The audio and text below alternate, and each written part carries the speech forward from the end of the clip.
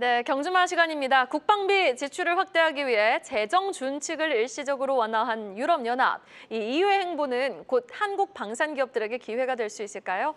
자세한 현장의 목소리부터 들어보도록 하겠습니다. 전 산업연구원 방위산업연구센터장, 서경대학교 군사학과 안영수 교수님 전화로 연결되어 있습니다. 교수님 안녕하십니까? 예, 안녕하세요. 네. 자, 나토가 2035년까지 국방비 GDP 5% 증액에 합의를 했습니다. 이렇게 나토의 국방비 증액 합의 핵심은 무엇이고 그 파급력 교수님은 어느 정도 될 거라고 보십니까? 네, 지금 그 나토의 최근 국방비의 대폭적인 정액은 사실은 그 냉전 이후에 사상 최고치입니다. 그런 점에서 봤을 때 대단히 획기적인 그런 상황이고요. 지금 그 24년도의 기준으로 봤을 때 전체의 그 전 세계 국방 예산이 약 한 2조 5,200억 달러 정도가 됩니다. 이 상황에서 미국이 약 한 40% 정도 차지하고 있고 EU가 약 한 30% 정도를 차지를 합니다. 이 상황에서 이제 특히 이제 유럽을 중심으로 해서 이 나토가 국방비를 GDP에서 5% 정도 정액을 한다고 하면 약 유럽이 지금 한 7천억 달러 정도가 되는데 국방비가 이것이 약 한 7조 한 7,500억 달러 정도까지로 급증을 할 가능성이 있습니다. 사실은 이렇게 되면 이 부분은 지금 그 기존의 정부 재정에 각 국가의 정부 재정에 정부 예산의 약 한 최소한 10%에서 한 15% 이상이 되는 대단히 높은 금액이어서 전체적으로 국가 재정 자체가 대폭적인 구조 변화가 예상이 됩니다. 특히 이제 기존의 유럽 국가들은 2010년 이후로 주로 그 국방비를 많이 줄이고 주로 그 복지와 인프라의 지출을 많이 늘렸는데 이 부분이 대단히 이제 그 급격하게 중단이 되고 국방 쪽으로 전환이 되면서 이런 부분에 대한 타격이 매우 클 가능성이 높습니다. 네, 그런가 하면 이 위성락 안보실장 지금 나토 회의에 참석한 위성락 안보실장은 이 나토 사무총장을 면담하고 한국과 나토 방산협의체도 신설키로 했는데요. 자, 그렇다면은 어떠한 협력을 하게 될지 또 유럽의 국방비 지출의 확대 움직임 과연 한국 기업 수출에 또 기회가 될지 여부에 많은 분들 궁금해하십니다. 어떻게 보십니까? 일단은 뭐 나토 국가들이 그 이제 북미를 포함해서 미국, 캐나다를 포함해서 그 유럽을 중심으로 약 한 32개국 회원국이 되어 있습니다. 대부분의 회원국들 숫자들은 유럽 중심으로 지금 되어 있고요. 그런 점에서 보면 이제 미국과 특히 캐나다 같은 경우는 최근에 우리나라 무기를 수입하려고 잠수함이라든지 이런 걸 하고 있기 때문에 뭐 현재 나토 어떤 이런 협약과는 무관하게 좀 진행이 되지 않을까 싶은데 특히 이제 문제가 이슈가 되고 있는 것은 유럽입니다. 특히 EU를 중심으로 한 유럽연합인데요. 이 유럽연합은 과거에 전통적으로 우리나라가 방산 수출이 크게 그 제약이 됐던 국가들입니다. 특히 이들 국가들은 특히 서유럽을 중심으로 해서 각종 무기 체계들이 세계 그 최첨단의 어떤 그 수준을 유지하고 있기 때문에 우리나라가 후발 진입을 하는 데 있어서 매우 큰 그 어려움을 겪고 있었는데 이런 것들이 지금 그 나토 국가들이 급격하게 향후 10년 내에 GDP의 5%까지 높인다는 이야기는 현재 최근에 많이 높여서 약 한 2%에서 GDP에 주요 국가들이 이 2%에서 2.5% 정도 수준인데 이것을 최소한 지금 그 2배 내지 그 한 2.5배 정도로 높이겠다는 이야기거든요. 그렇게 된다라고 하면 단기간에 어떤 국방비를 정액을 한다라는 것은 결국에는 그 국방비 정액에 따라서 방산 같은 부분들이 공급 능력이 따라줘야 되는데 단기간에 이런 공급 능력이 못 따라줄 가능성이 있습니다. 이 부분을 그 갭을 채우기 위해서는 외부 조달이 필요한데 이런 측면에서 우리나라가 방산이 어느 정도 공급 능력을 갖추고 있기 때문에 제대로의 그 협력을 이끌어낸다면 이런 것이 단기적으로는 기회가 되지 않을까. 그렇지만 장기적으로는 앞으로 한 5년 이후가 된다면 유럽 국가들이 이 공급 능력을 스스로 확충하기 때문에 사실은 좀 어렵지 않을까라고 생각을 해봅니다. 네, 알겠습니다. 단기적으로는 분명히 기회가 되겠지만 장기적으로는 우리가 좀 갖춰야 할 구색, 다른 국가 대비 좀 경쟁력을 키워야 될 부분이 분명히 있겠다라고 말씀을 해주셨는데요. 자, 예. 그런가 하면은 지금 러시아 우크라이나 전쟁에 이어 최근에는 뭐 이스라엘 이란의 갈등까지 전 세계가 지정학적 위기 고조를 지금 나타나고 있는 현상을 보여주고 있는데, 그렇다면 한국 방산업체들이 EU에 이어서 중동 쪽에서도 좀 어필이 될 수 있다고 보십니까? EU 중에서도 사실은 저희들이 현재까지는 주로 그 동유럽 쪽입니다. 폴란드라든가 과거에 구소련이 해체되면서 이제 그 유럽에 편입된 국가들 중심으로 돼 있는데, 이들 국가들은 사실은 방위 산업에 대한 그 러시아의 어떤 침략에 대한 이번에 우크라이나 사태 보셨다시피 그런 거에 대응할 수 있는 충분한 준비가 안 되어 있고, 또 그것이 유럽 국가들의 그 기업들의 공급 능력이 미치지 못하기 때문에 그 중간에 접점을 우리가 단기간에 지금 공급 능력을 가지고 들어간 부분이 있습니다. 사실 이런 부분에 있어서 우리의 동유럽 같은 부분들은 우리가 들어갈 부분이 여전히 좀 남아 있고요. 중동 같은 경우도 우리가 과거 한 20년 동안 계속적으로 사우디나 UAE나 이런 국가들을 중심으로 우리가 힘을 두드렸지만 사실은 그 가시적인 성과는 잘 나타나지 않고 있는데, 이번 기회에 이런 부분들이 충분히 나름대로는 이제 폴란드 수출 통해서 어느 정도 검증도 됐고 했기 때문에 특히 이제 사우디 같은 경우는 전쟁이 발발하기 이전에는 전 세계 무기 국방비가 4위 정도에 랭크될 정도로 높은 무기 수요 국가입니다. 이런 국가들을 중심으로 해서 우리가 충분히 어필을 할 수 있지 않을까 이런 생각을 해봅니다. 네, 알겠습니다. 그런데 문제는요, 이 나토가 국방비를 늘린 만큼 한국도 국방비 인상 압박 가능성이 대두되고 있다라는 건데요. 자, 이렇게 한국의 국방비 인상 압박 가능성, 현실적으로 좀 가능성 높다고 보십니까, 교수님은? 현실적으로 트럼프 정부가 들어서면서 그 한국 정부에 대해서 지금 특히 이제 방위비 분담금을 중심으로 그 강하게 지금 어필을 하고 있는 상황이고요. 이것만 하더라도 사실은 우리의 그 국방비의 지금 현재 국방비의 약 한 20%가 넘어가는 정액을 요구하는 정도 수준입니다. 지금 우리나라 국방비가 약 한 60조 원 정도 되는데 이것이 사실 우리 GDP의 약 한 2.6% 정도 됩니다. 지금 우크라이나 전쟁이 발발하기 이전에 이스라엘 전쟁이 발발하기 이전에 전쟁을 하지 않는 국가로서는 미국에 이어서 다음으로 우리나라가 GDP의 비중이 가장 높은 국가입니다. 그럼에도 불구하고 미국은 이제 우리나라에 대해서 이런 이제 나토나 이런 부분 가이드라인을 이제 인용을 하면서 우리나라에도 어떤 국방비 정액을 방위비 분담금을 포함한 국방비 정액을 요구할 가능성이 매우 높고, 사실은 이런 부분을 우리도 쉽게 피해 나가기는 쉽지는 않을 가능성이 높습니다. 네, 방위비 인상 압박 가능성에 대해서는 우리가 좀 염두를 해두고 있어야 되겠네요. 자, 그렇다면 한국이 국방비를 올리게 되면요, 교수님, 국내 방산업체 자체에는 좀 좋은 뉴스가 되는 겁니까? 뭐 당연히 그렇게 될 겁니다. 기본적으로 우리가 그 최첨단 무기 체계에 대해서 제한적으로 미국이라든가 유럽 쪽에 일부를 수입하고 있지만 상당 부분은 수입 대체를 하고 있고, 국방비의 그 30% 이상은 방위비에 지출되고 있기 때문에 결국에는 국방비 전체가 늘어난다는 이야기는 그만큼 방산 부분에 대한 지출되는 비중이 늘어난다는 뜻이고, 이런 부분이 국내 기업들에게 다 배분이 되기 때문에 결국에는 국내의 어떤 그 방위 산업의 발전의 모멘텀으로 작용할 가능성이 매우 높다, 이렇게 말씀을 드릴 수 있겠습니다. 네, 알겠습니다. 여기까지 들어보겠습니다. 지금까지 서경대학교 군사학과 안영수 교수님이었습니다. 말씀 고맙습니다. 감사합니다. 네, 그럼 계속해서 스튜디오에서 방산주 투자 전략에 대한 전략 고민은 두 분과 이어가 보도록 할게요. IBK 투자증권 정경민 팀장, 유진투자증권 김용재 이사 수고해 주시겠습니다. 두 분 어서 오세요. 네.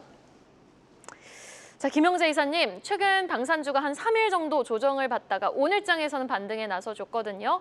자, 기술적인 반등일지 아니면 다시금 이제 반등의 서막이 시작된 건지 어떻게 보셨습니까, 오늘의 상승?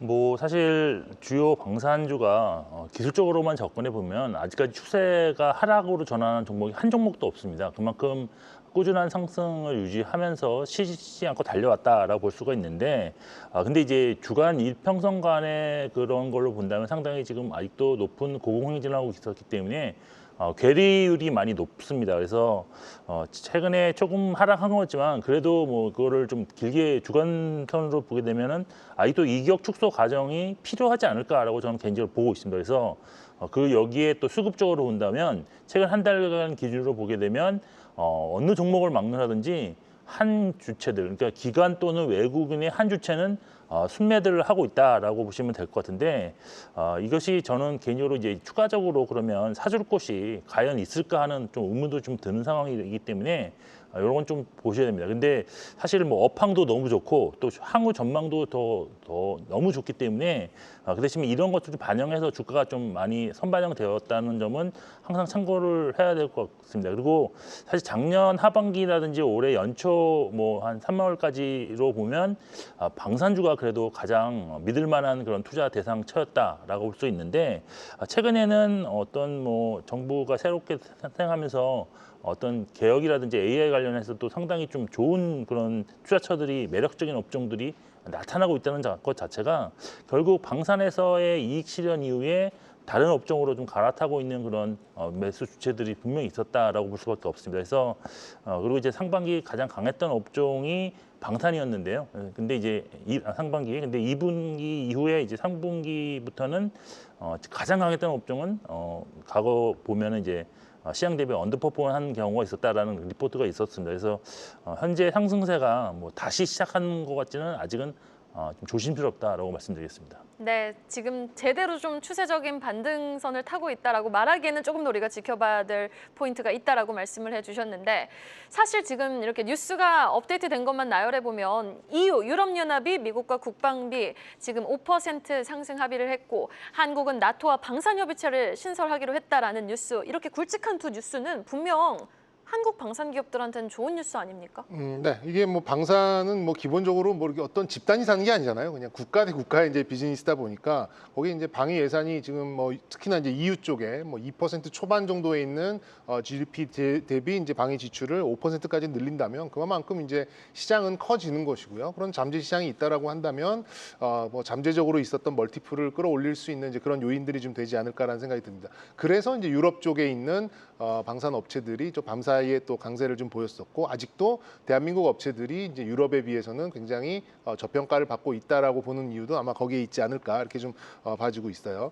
그리고 이제 이게 이 GDP에 이제 5%의 이제 예산을 쓴다라는 게 한 해만 쓰는 게 아니잖아요. 매년 5%씩 이렇게 쌓아간다라면 지금에 있는 이제 그런 시장보다는 굉장히 좀 시장이 좀 커질 수 있는 이제 그런 부분이고, 우리가 이렇게 무기를 파는 게 아니라 무기 체계라고 이렇게 얘기를 하잖아요. 말 네. 그대로 플랫폼이죠. 그 플랫폼을 우리가 수출할 수 있는 그런 이제 수출품이 몇 개나 있나 생각해 보면은 거의 없습니다. 뭐 휴대폰 정도, 자동차 정도, 그리고 이제 무기 체계 관련된 부분이거든요. 그만큼 굉장히 이제 호환성 높고 나토의 어떤 이제 그 요구사항에 맞춰서 제작을 하는 데 있어서도 뭐 전혀 문제 없이 다 잘 할 수 있는 그런 기술력이 있기 때문에 우리한테는 뭐 더없이 좀 좋은 그런 기회가 되고 있다. 다만 지금 이제 조금 뜨뜻미지근해졌던 부분이 이제 수주 부분이 다소간 이제 좀 약해진 부분이 있습니다. 현대로템의 2차 이후에는 지금 이렇게 뭐 제대로 된 그런 수주가 좀 나오고 있지 않기 때문에 저는 이제 2분기에 있을 그런 실적 발표에 한번 매칭이 되면서 시장에서 이제 과연 실적 대비 주가가 어느 정도 위치해 있느냐라고 해서 우리 김 이사님께서 말씀하신 대로 다소간의 이격 축소, 그러니까 좀 횡보를 하는 이제 그런 흐름은 좀 나오겠습니다만, 그래도 말씀드린 대로 이제 시장이 커진 거기 때문에 이게 추세가 꺾인다던가 아니면 공격적인 차익 실현 실현이 나온다든가 그렇다기보다는 조금 이렇게 놓고 지켜보는 그런 흐름이 실적 시즌까지는 좀 이어지지 않을까 이렇게 좀 말씀드릴 수 있겠습니다. 네, 알겠습니다. 자, 그렇다면 지금 실적 이야기하셔서 그런데 방산 쪽도 방산 쪽이지만 이제 기존 주도주 안에서 조선 쪽에 지금 긍정적인 실적이라든지 뭐 긍정적인 업데이트되는 뉴스는 없는지 한번 여부도 꼼꼼하게 따져봐야 될 것 같아요. 김용재 이사님이 전해주실까요? 네, 사실 조선은 이게 사실 산업의 사이클이 반도체보다 훨씬 길고 그래서 사이클이 정말 깁니다. 그래서 지금 장기 호황 사이클이 시작된 구간은 확실한데 그것도 이제 실적으로만 본다면 성장세가 이제부터 점점 더 커져나가는 구간에 진입해 있는 상황입니다. 그래서 여기에 또 공급량 대비 수요도 아직도 우위에 있는 것으로 좀 파악할 수가 있겠는데, 근데 이제 조선 속에서도 이제 방산 관련한 재료들만 보면 긍정적인 뉴스도 있었고 부정적인 뉴스도 있었다라고 볼 수가 있습니다. 뭐 미국의 조선소를 뭐 계속 인수했다는 것도 있었고, 또 미국 조선소와의 업무 협약 체결 소식도 최근에 있었습니다. 그리고 뭐 태국의 호위함 사업 협력에도 속도가 나고 있다는 뉴스도 있었는데, 근데 이제 부정적이었던 것은 미국 해군이 지금 MRO 사업을 이제 하면서 이제 수주를 하는 그런 것을 공표를 했는데, 하나오션과 HD 현대중공업이 여기 참여를 했지만 이제 수주에 실패했다는 내용이 있었습니다. 뭐 이번 건은 사실 단순 군수 지원함으로써 수익성이 좋지 않았기 때문에 뭐 중간에 포기한 것도 있었고, 그렇지만 이제 이것이 특수선 MRO로 가는 어떤 교두보 역할을 기대했었기 때문에 좀 기대를 했었던 것 같은데, 아무래도 사업 단가가 맞지 않아서 결국은 이제 최저가를 써낸 싱가포르가 갖고 갔다는 그런 얘기가 있었습니다. 그렇지만 하반기 MRO 시장에서는 지금 저희가 기대하고 있는 그런 부분들이 많기 때문에 아직까지는 이제 좀 더 지켜보셔야 될 부분이 있다라고 볼 수 있습니다.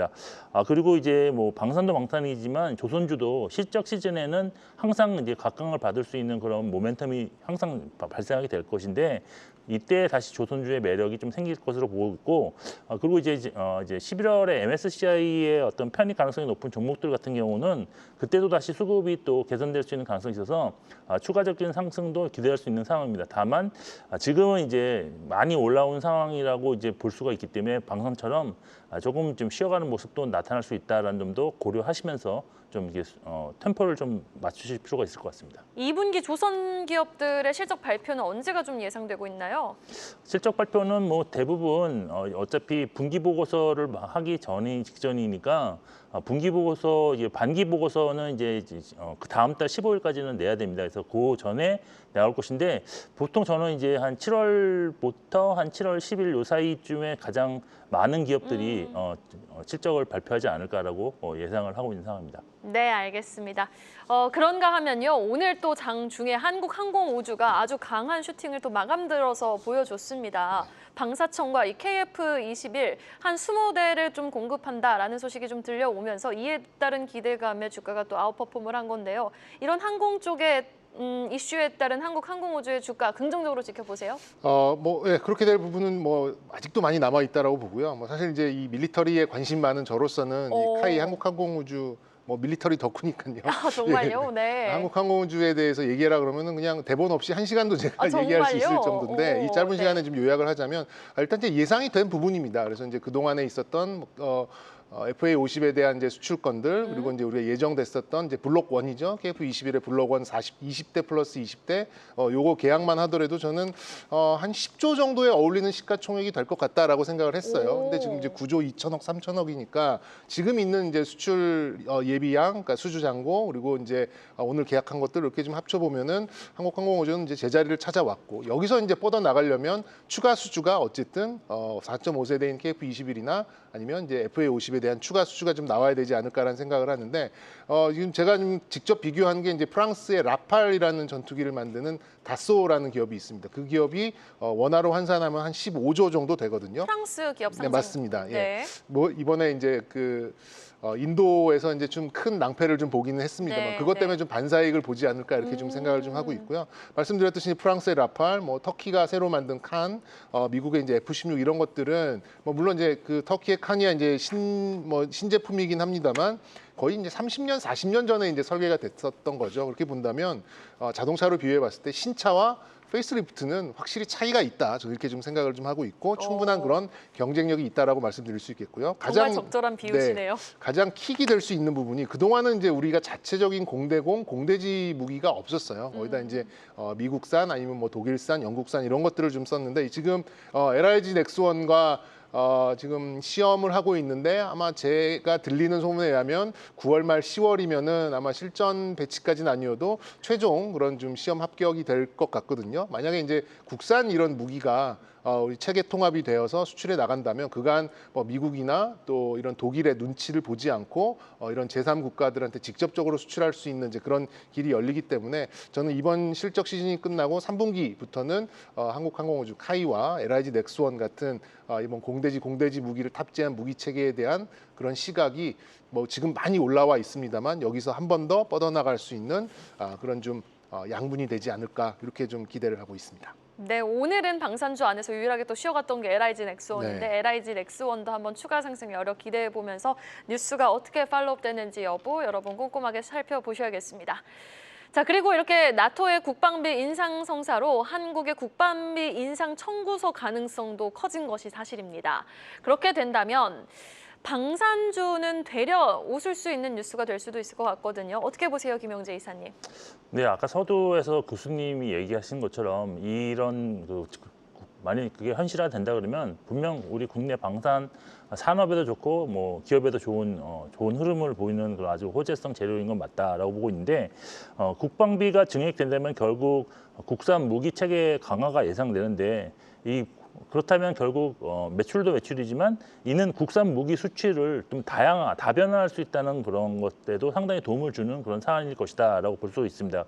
그리고 첨단 무기 체계 도입에 따라서 자주 국방이 한층 더 강화가 된다면 오히려 남아도는 무기를 좀 더 무기 수출로 공급으로 이어질 수 있는 그런 가능성도 있기 때문에 오히려 상당히 매출 증가 요인으로 작용할 수 있다라고 볼 수가 있겠습니다.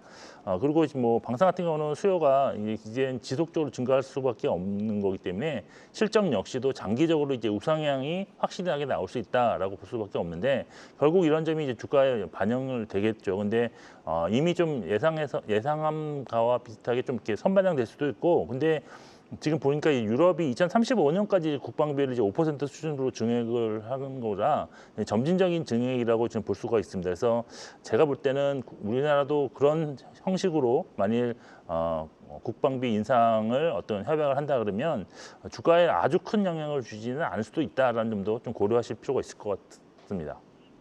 알겠습니다. 국방비 인상 압박 여부가 또 방산주의 또 상승으로 즉각 귀결되지는 않는다라는 말씀을 들어봤는데요. 자, 그럼 현 시점에서 방산주 투자 전략과 관심 있게 봐야 할 종목을 한번 들어볼 텐데, 뭐 정경미 팀장님은 제시해 주신 것 같아요. LIG 넥스원은 언급을 해주신 것 같은데 네. 아닌가요? 맞습니다. 네네. 어쨌든 방산주는 주도주의 품격이 있어요. 오늘 장에 보니까 있는 것 같고 탑2로 찍었던 게 제가 이제 풍산하고 LIG 넥스원입니다. 이번에 이제 이란 이스라엘 이제 분쟁 사태를 보면서 좀 많은 영감을 좀 얻었었는데요.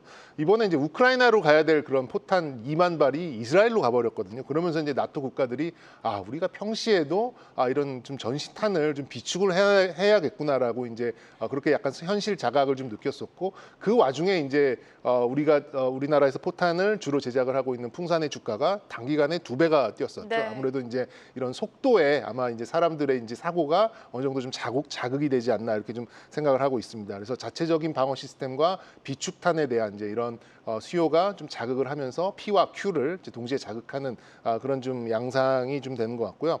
특히나 이제 K9 우리 그 자주포를 도입한 국가들 같은 경우는 지금 이제 풍산이 개발하고 있는 램제트 포탄이라는 게 있어요. 그러니까 기존에 이제 사거리 연장을 할 수 있어서 포탄입니다만 150km 이상 날아갈 수 있는 기존의 어지간한 미사일을 좀 대체할 수 있는 그런 좀 옵션을 적용할 수도 있는 가능성이 좀 있기 때문에 뭐 구리 가격의 전가도 있고 여러 가지 좀 재료가 많이 상존해 있기 때문에 풍산 좀 좋은 것 같고요. LIG 넥스원은 말씀드렸듯이 천공 시리즈를 통해서 이제 이런 M셈 그리고 아까 언급드렸듯이 이제 공대지 공대공 그런 무기들의 이제 새롭게 좀 등장하는 이런 것들을 좀 봤을 때는 아무래도 좀 시장에서 다시 한번 좀 부각이 될 가능성이 있다라고 생각이 들어서 현 시점에서는 풍산과 LIG 넥스원 제시해드리도록 하겠습니다. 네, 두 종목 주목해 보도록 하죠. 자, 김영재 이사님의 전략은 아까 뭐 들어봤던 것 같아요. 추경 매수 조금 금지하자라는 부분을 강조해 주셨죠. 네, 맞습니다. 사실 지금 이제 여기서 추가적으로 상승을 다시 새롭게 시작하는 구간이 아니라면 일단 이격 축소가 되기 이전에는 추경 매수는 좀 자제할 필요가 있다라고 보이고 기존에 보유하신 분이라면 이격이 오히려 더 여기서 확대된다라고 했을 때는 보유 비중을 좀 축소하신 이후에 다시 이제 지지선으로 근접할 때 재매수를 하시든지 이제 신규 투자자는 신규 매수를 그때 하시면 좋을 것 같다라고 보고 있습니다.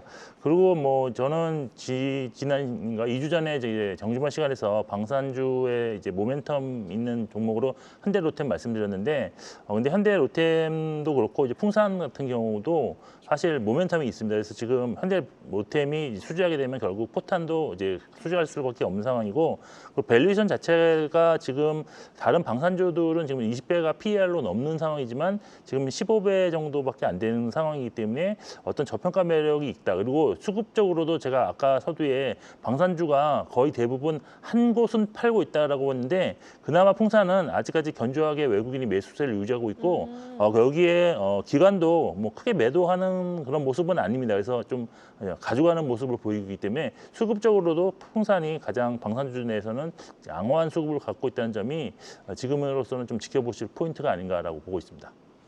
네, 그렇다면 근데 궁금한 게 풍산홀딩스도 있잖아요. 두 분 풍산홀딩스랑 풍산이랑 좀 같은 의견은 아니고 풍산만 지켜보면 된다라고 보세요. 뭐 상법 개정 관련 이슈에 지주사들도 좀 부각을 받는 시장이니까요. 네, 뭐 이게 방산 쪽으로만 봤을 때는 역시 이제 풍산 쪽이 좀 맞는 것 같고요. 풍산 홀딩스로 보면은 이제 기존에 있었던 이제 동재련과 뭐 파이프 이런 네네. 쪽에도 이제 좀 이렇게 아우러져 있는 거기 때문에 여기서는 이제 방산 쪽에 좀 집중하자는 의미에서 풍산만 말씀드리도록 하겠습니다. 네, 두 분 모두 종목에는 교집합이 있었습니다. 풍산의 주가 추이 한번 지켜보도록 하죠.